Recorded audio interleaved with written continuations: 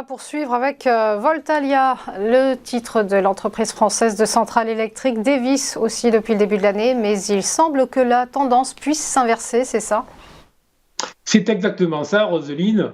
Et alors, j'ai dû passer attention. Là, on n'est plus sur des données jour, on est sur des données en intraday plus courtes, dont 2 heures pour essayer de trouver un peu de lumière verte, de positivité dans quelque chose qui reste quand même relativement sombre. Mais bon, puisqu'on touche au solaire, soyons quand même clairs et lumineux.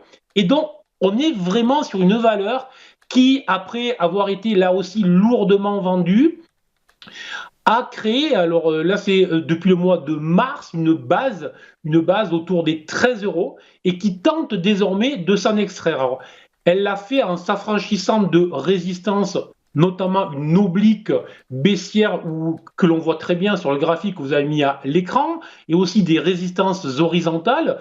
Ce qu'il y a de positif, c'est que ces résistances horizontales et ces résistances obliques, une fois franchies, à la hausse ont été retestés, donc ont servi de support. Ça, c'est un signe qu'il y a quand même au moins un petit intérêt sur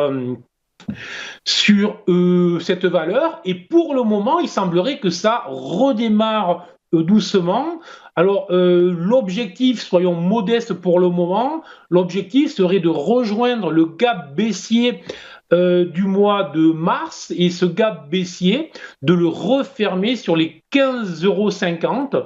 Donc quand même un potentiel de 1,20 € sur les niveaux actuels, mais c'est vraiment, donc je dirais, positif à court terme sur cette valeur pour viser au moins la fermeture de ce gap. Et si la fermeture de ce gap se réalisait, à ce moment-là, ça pourrait effectivement déclencher des signaux haussiers supérieurs.